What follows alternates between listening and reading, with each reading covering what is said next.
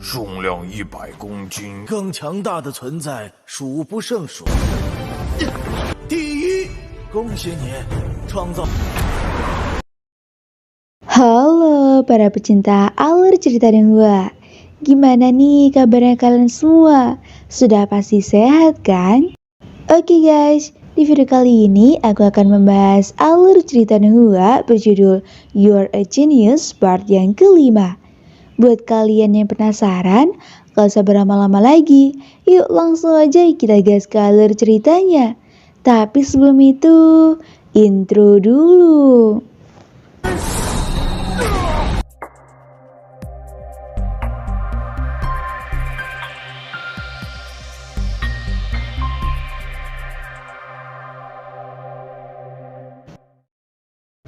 Melanjutkan part sebelumnya, yang paling dinanti-nanti area Baisho akan menunjukkan bakat terpendam yang ia miliki. Tadinya, Pak Guru Gendut sempat meragukan kemampuan Baisho dikarenakan telah mengetahui perolehan Baisho di ujian sebelumnya. Namun, Baisho sendiri tetap meminta Pak Guru Gendut agar menyediakan sebuah benda berbobot sebanyak 100 kg. Alhasil, Pak Guru Gendut itu pun langsung memberikan apa yang Baisho minta. Tanpa pikir panjang, Baisho pun langsung membantai benda itu habis-habisan hingga terbelah menjadi beberapa bagian.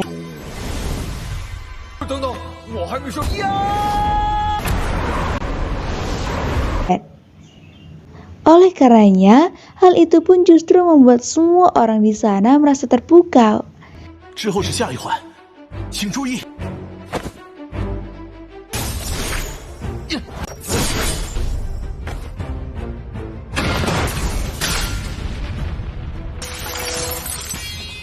Tak hanya itu, ternyata Baisho juga ingin meminta seorang lawan untuk bertarung, yang mana lawan tersebut haruslah sangat sulit dikalahkan oleh Baisho.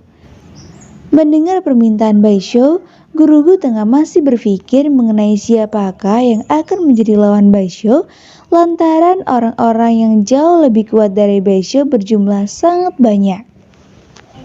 Oleh karenanya, Baisho pun memberanikan diri meminta Zhu Junshan, yakni seorang kepala sekolah Gunung Merah, untuk dijadikan sebagai lawan bertarung.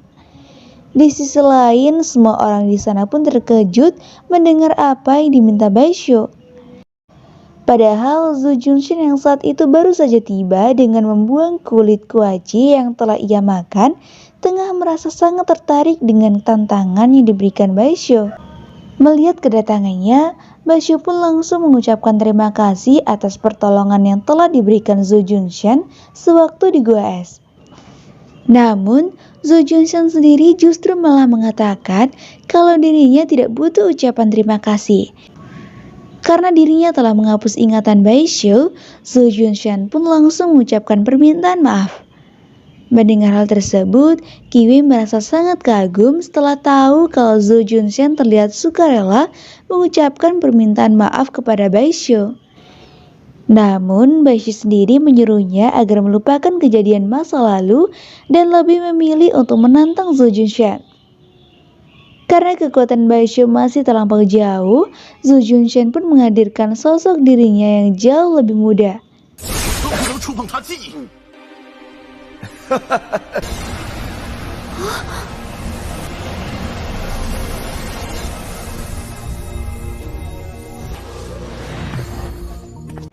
Melihat hal itu, semua orang pun turut merasa sangat heran dengan ide yang dimiliki Zhu Junshan. Tanpa berlama-lama lagi, Zhu Junshan pun menyuruh mereka berdua supaya segera memulai ujian pertarungan.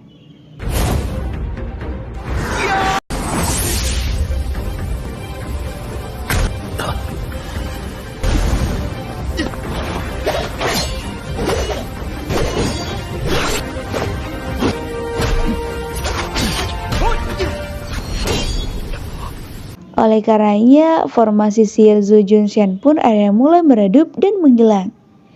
Kini, tinggallah sentuhan serangan pukulan terakhir antara Baisho dan Zhu Junshan versi muda yang berlangsung sangat sengit. Tadinya Zhou Junshen versi muda merasa sangat percaya diri kalau dirinya telah memenangkan pertarungan. Ternyata justru malah Zhou Junshen versi muda lah yang mati meninggal setelah menerima hantaman pukulan dari Baishu di bagian perut. Melihat hal itu, semua orang di sana pun langsung terkejut. Akhirnya Zhou Junshen versi tua sendiri pun mengakui kalau Baishu telah berhasil memenangkan pertarungan. Oleh karenanya, Zhou Junshen pun mengakui kekuatan milik Baishu dan menyetujui permintaannya untuk melindungi King Yu. Di saat Baishu belum sempat mengucap kalimat terima kasih, Zhou Junshen pun langsung meminta juri penilai agar menghitung poin yang telah diperoleh Baishu. Alhasil, Baishu pun berhasil memperoleh poin sebanyak 330 dan memecahkan rekor tertinggi sepanjang sejarah sekolah Gunung Merah. 算分吧。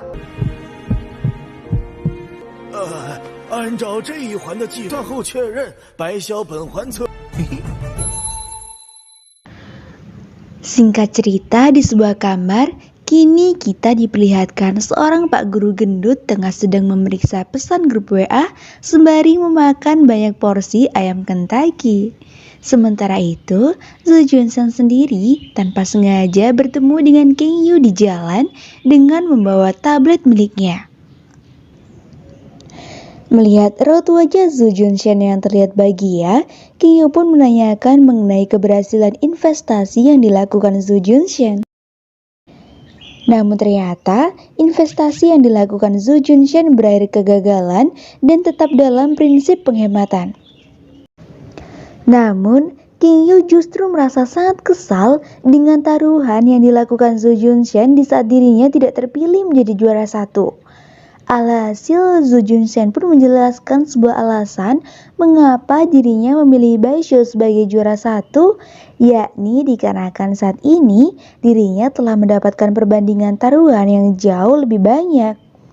Mendengar jawaban Zhou Junshen, King Yu pun mulai menanyakan hasil pendapatan yang telah diperoleh. Oleh karenanya, Zhou Junshen pun bergegas menanyakan orang-orang yang ada di grup WA. Sayangnya setelah dicek, orang-orang yang ada di sana justru malah keluar dari grup kecuali Zhou Junshen seorang. Alhasil, Zhou Junshen pun menjadi sangat kesal.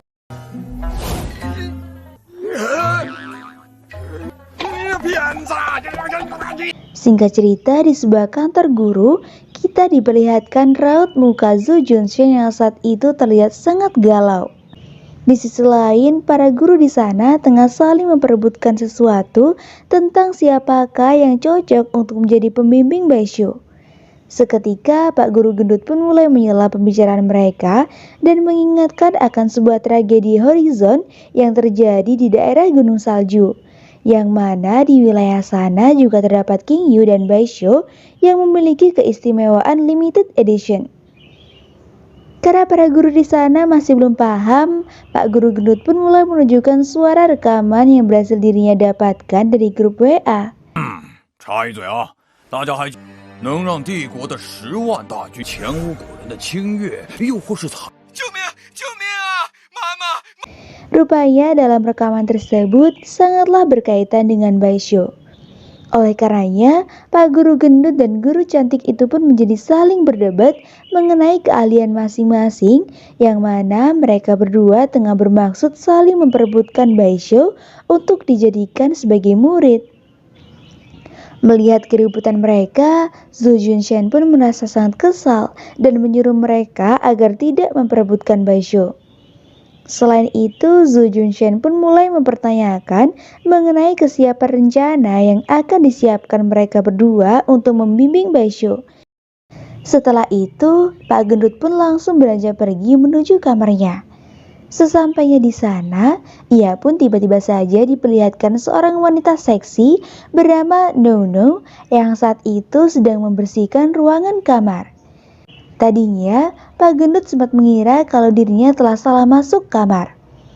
Namun pada akhirnya, ia pun seketika menyadari dan menyuruh Nono agar segera pergi keluar dari ruangannya. Sontak, Lu Xun pun tiba-tiba saja muncul dan berlutut tepat di hadapan kaki Pak Gendut.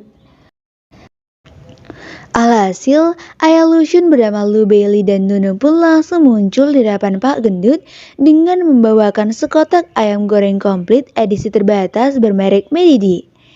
Ternyata niatan Lu Bailey menuju ke sini ialah hanya ingin agar Pak Gendut bisa menjadikan Lucian sebagai murid.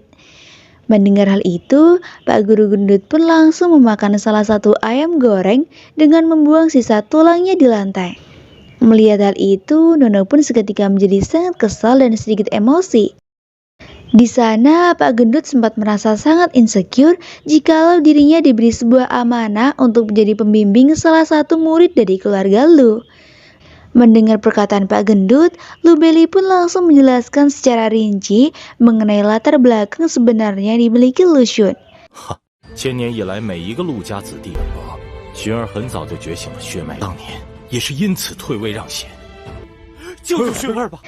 Setelah mendengar semuanya, Pak Gendut pun sempat bergumam kalau dirinya akan mengikhlaskan Baisyo kepada guru cantik. Setelah itu, Pak Gendut pun langsung menerima Lucian sebagai muridnya. Setelah berhasil menyelesaikan ujian tes sekolah Gunung Merah, kira-kira siapa ya yang akan menjadi pembimbing Baisyo?